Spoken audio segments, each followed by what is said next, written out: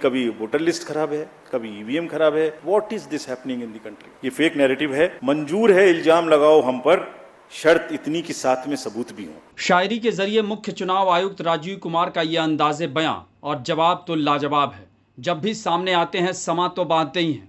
इस बार तो विपक्ष के आरोपों पर इतना तीखा तंज किया कि पहले इसे सुन लीजिए, फिर सवालों और रिकॉर्ड पर आते हैं।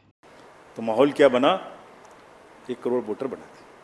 तो कभी वोटर लिस्ट खराब है, कभी ईवीएम खराब है, कभी ये खराब है, कभी काउंटिंग में एआरओ की टेबल पे आदमी नहीं है, 150 डीएम से बात कर ली। What is this happening in the country? मंजूर है इल्जाम लगाओ हम पर, शर्त इतनी कि साथ में सबूत भी हो।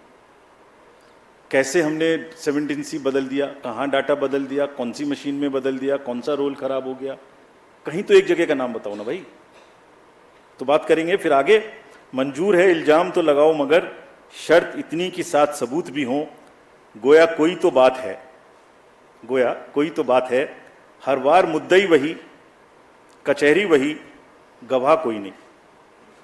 गम का इलाज, शक का इलाज तो हकीम लुकमान के पास भी नहीं। हालांकि चुनावी प्रक्रिया को लेकर चुनाव आयोग पर तमाम सवाल भी उठे हैं और कुछ सवाल तो इतने वाजिब हैं कि चुनाव आयोग को इस पर गंभीरता से सोचना भी चाहिए। और जब तक इसका समाधान नहीं निकल जाता हम सवाल भी उठाते रहेंगे। जैसे हीट वेव के दौर में 47 दिनों की लंबी चुनाव प्रक्रिया का रिकॉर्ड कोई भी याद नहीं करना चाहेगा और इसको चुनाव आयोग ने भी माना है। एक गर्मी में हमें पहले करना चाहिए, एक ये फॉल्स नैरेटिव को लड़ने के लिए we should be far more prepared. और एक और लर्निंग है हमारी,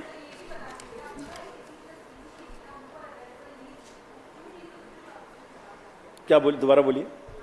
सब कुछ वोटर ऐप पे अवेलेबल था एक्सेप्ट कि बावजूद इसके देखा जाए तो 2024 लोकसभा चुनाव कई मायनों में चुनौतीपूर्ण, दिलचस्प और रिकॉर्ड कायम करने वाला भी है। इस बार महिलाओं ने जमकर वोटिंग की, जिसका नतीजा है कि रिकॉर्ड 31 करोड़ 20 लाख वोट महिलाओं ने डाले हैं, जो पहली बार हुआ है। साथ ही इस चुनाव में कुल 64 करोड़ से ज्यादा मतदाताओं का हिस्सा लेना तो वर्ल्ड रिकॉर्ड हो ही गया है।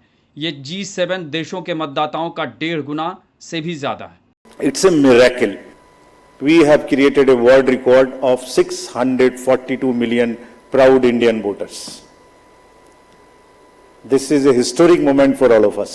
This is 1.5 times of the voters of all G7 countries, and it is 2.5 times of the voters of 27 countries in the EU.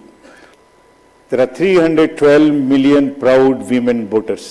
This is also the highest ever in the world. So this we feel is the moment that we must cherish, we must celebrate, and we want to give them a standing ovation to all our voters by this. I would ask all of you to join and end. These are all our voters. So we thank you all. We salute all our voters, 85 plus and PWD voters. We again salute them. अब महिलाओं का vote किस करवट बैठेगा इसका पता तो 4 जून को चलेगा, लेकिन चुनाव आयोग की इस प्रेस कॉन्फ्रेंस में महिलाओं के मतदान का आंकड़ा देखकर कईयों की तो सांसें थम गई होंगी। वहीं जम्मू कश्मीर चुनाव को लेकर चुनाव आयोग का क्या कहना है, उस पर भी ध्यान देना जरूरी है।